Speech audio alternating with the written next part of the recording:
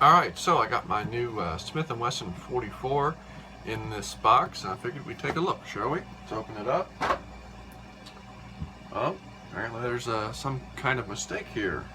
I opened the box, and there's this 5-shot snub nose in here. Not sure where the mix-up was. It's, can't possibly be a 44. They're pretty big. This thing's kind of small and light for it. Must be some mix-up because I have to go back. Oh, well, judging by those holes, I guess this is a 44 mag after all. Well, okay then.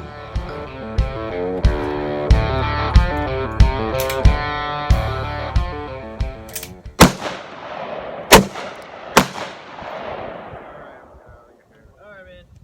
Thank you. You work, Email me days next week, but Alright, so today we are looking at the Model 69 Smith & Wesson Combat Magnum. Long story short, this is basically just a 5-shot L-frame 44 mag. It's kind of a new offering from Smith & Wesson. They make it in the 4 and 2 3/4 inch barrel lengths. This is the newer 2 3/4 inch barrel length. It's only been out, I think, just over a year now. And basically, Smith & Wesson markets it as a carryable, concealable 44 mag. Traditionally, they've only offered the 44 mag in their end frame, which they're great guns, but they are kind of on the large side and heavy side. Definitely cool guns though. Definitely good for many applications when it comes to hunting, but can be a bit much to carry. Definitely doable, but a bit much. So this is their L-frame version, and it leans itself a lot more towards being able to be carried on a daily basis if you so decide that you would like that particular amount of firepower in your life. So, looking at it as far as being able to be carried, we'll look at some of the features. The sights on it are pretty standard Smith & Wesson. Your red notch in the front, and then blacked out rear adjustable. Pretty nice sight picture. Not amazing, but does the job. And nice thing about it is they are removable and changeable. Fairly easy, just like most Smith & Wessons. Knock out the pin in the front, undo the screws, and you can put on whatever you want. I do possibly plan on changing out some of it. I'm not sure yet, but for starting out, they're pretty good sights. It does have the stupid little lock on it that all new Smith & Wessons have. But one of the nice things is, because it's two-tone, which is kind of a new thing, they did the cylinder release in black, they did the ejector rod in black, and they did the screws holding it together in black. It does kind of take away from it. You don't notice it as much, which is nice, and the hammer's black. The grips are just a standard black rubber grip. Now, they're not bad. They actually feel pretty good in the hand. It's just standard Smith & Wesson. I'm quite sure this is about what they put on just about any one of their L frames. And they feel pretty good. They're not brilliant, but for heavier recoil, the nice thing is, I know people have kind of knocked them a little because they're generic. It does cover the back strap, which I do prefer the exposed back strap, but for recoil compensation, that little bit of rubber there probably helps out a bit. So, they're a good set of grips. It's a round butt frame, so you get a nice profile there, for carry. Not as big a wide end as if it was a square butt. And with that being said, I fully intend on probably putting wood on this because being all tactical, I would prefer my gun look nice than feel good. Because who cares? So, other than that, it's just a standard L frame basically. 5-shot cylinder, obviously, you can only fit so much in an L frame, but still pretty good considering, you're firing 44 special, 44 mag. They did change the lockup point. Instead of it being at the end of the ejector rod, to be able to have a longer ejector rod in a short frame, and for stability, they put the third lockup point right there. So it locks into the crane rather than the end of the ejector rod. And I've noticed no issues with that. Supposedly they did that to help strengthen it, and I've had no issues. It's shot every time, going off every time, and obviously, as you can tell by the fact that I'm holding it with my shooting hand, there's been no catastrophic failure of it being messed up. So, the gun has not blown up. So, moving on, one of the interesting things is with most 44s is they're pretty big. You know, it's kind of a lot to carry.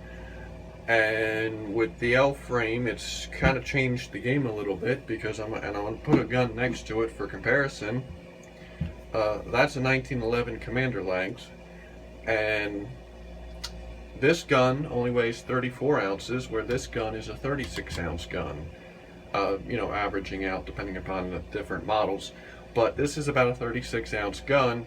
So, and dimensionally, they're very close. You know, obviously this has a longer actual barrel, but overall length is pretty close, both in height and length, as you can see with them sitting next to each other. So as far as carryability, you know, it's only an L frame now, and if you can carry a Combat Commander, or you know, any Colt Commander, or any 1911 Commander length, I should say, you know, you can probably carry this all day long and not have any issue.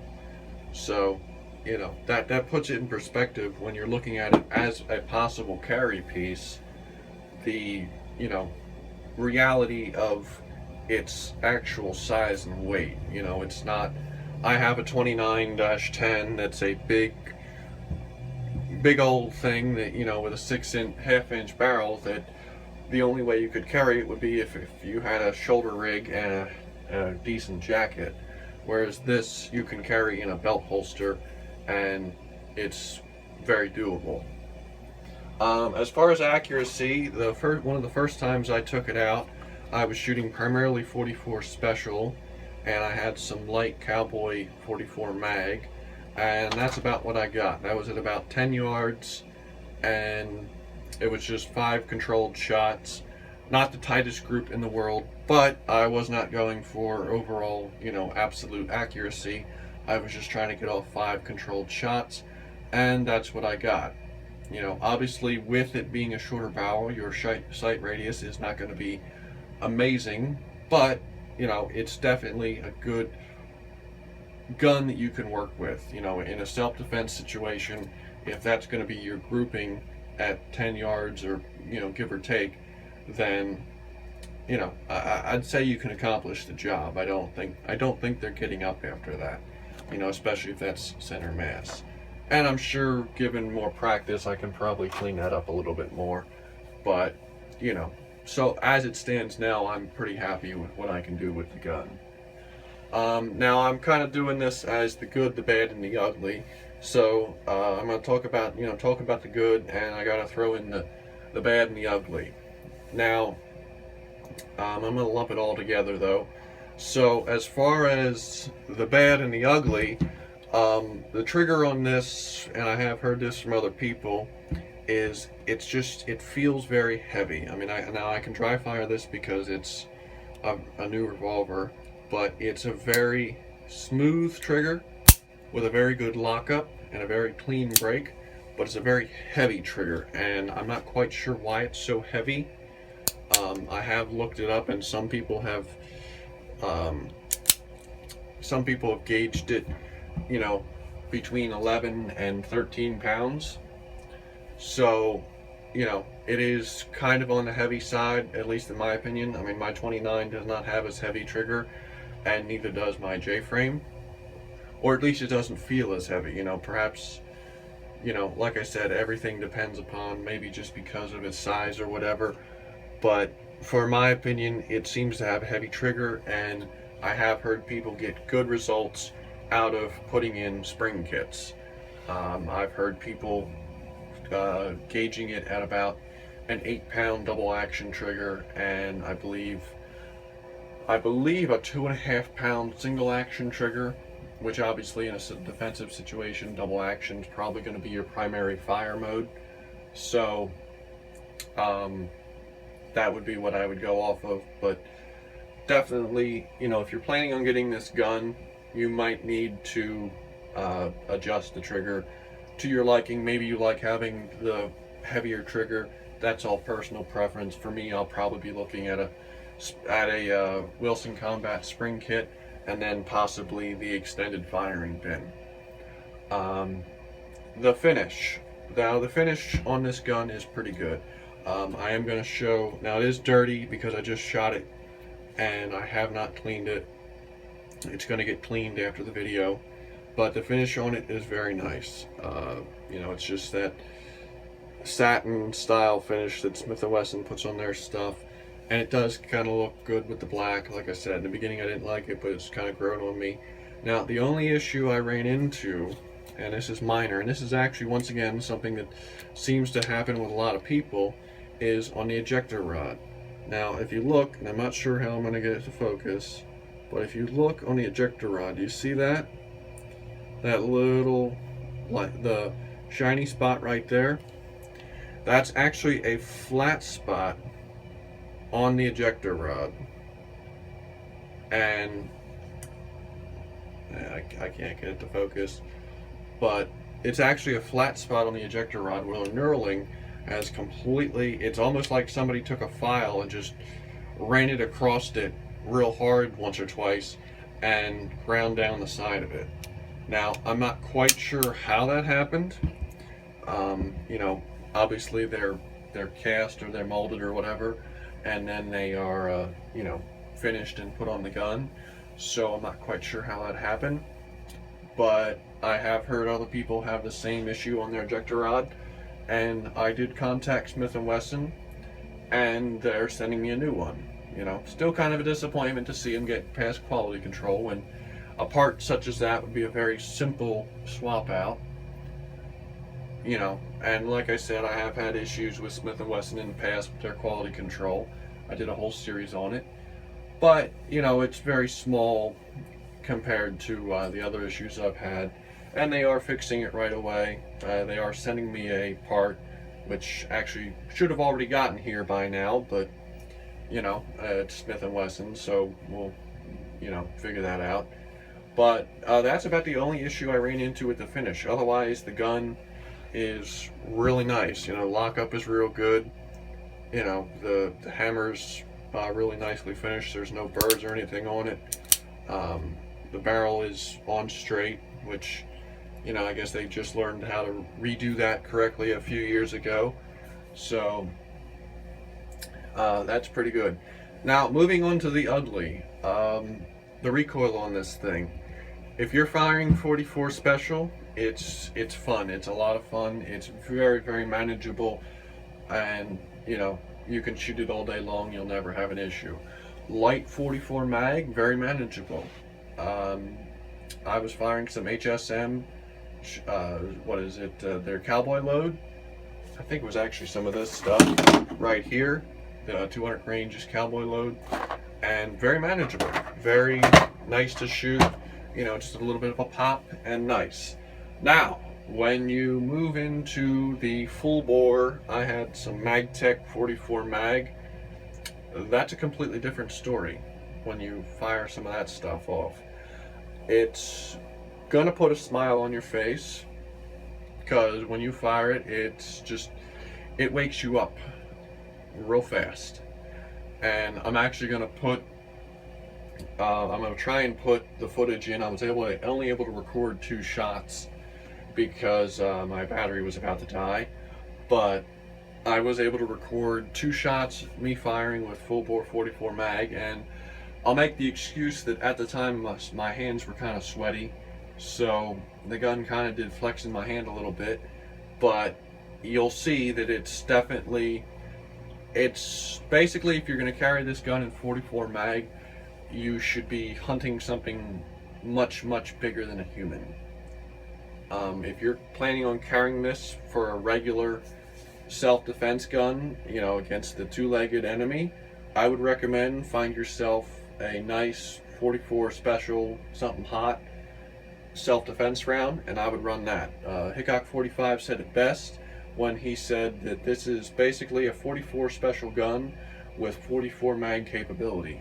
And I can kind of agree with that, because I know a lot of people are probably going to compare this to the Charter Arms. Now, the Charter Arms is a lot cheaper, but it's only a 5-shot 44 special, their Bulldog model. And I looked at that for a little while, and what I noticed was the quality wasn't there.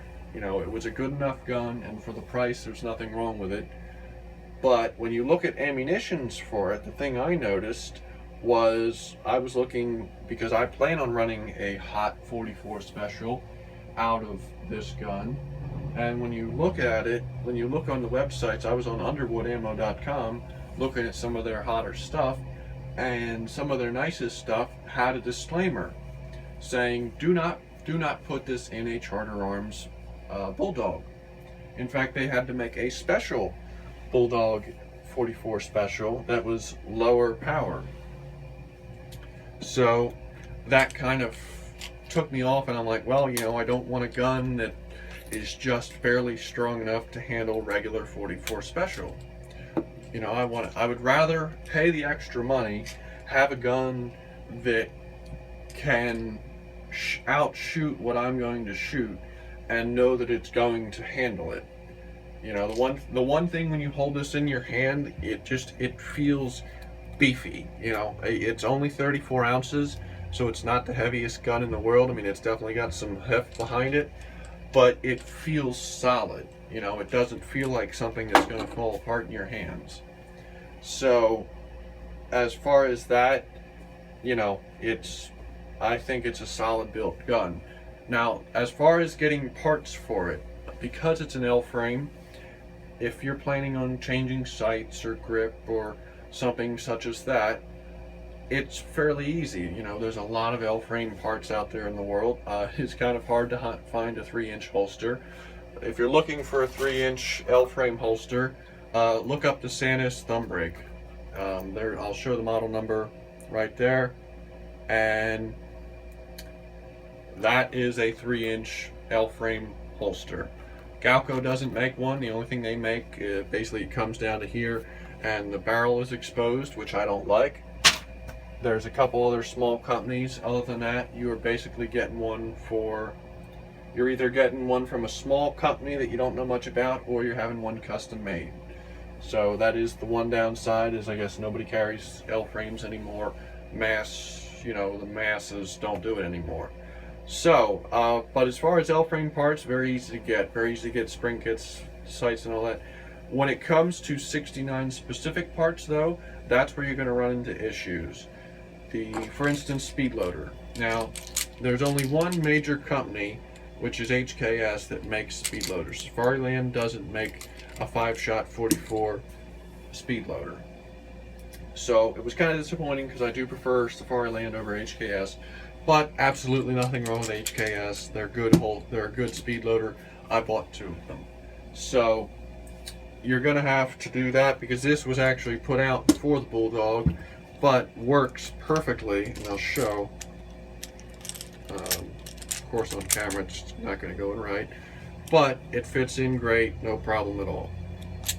So, but for 69 specific parts, that's where you might run into a little bit of an issue, because it's a newer gun and they're not as common. So I'm sure as the gun becomes more popular, and it is becoming popular, they're quite hard to find. At the time I purchased it, I had to have it. There wasn't a single one in any of the gun shops I called in PA. I had to have one shipped up from Virginia, because there was, I believe, a grand total of 3 of them on the East Coast at the time. So I had to have the one from Cabela's in Virginia shipped up to me. So, but as it comes out more, I'm sure they'll come up with more parts for it. So if you have any questions, feel free to ask them, and have a good day.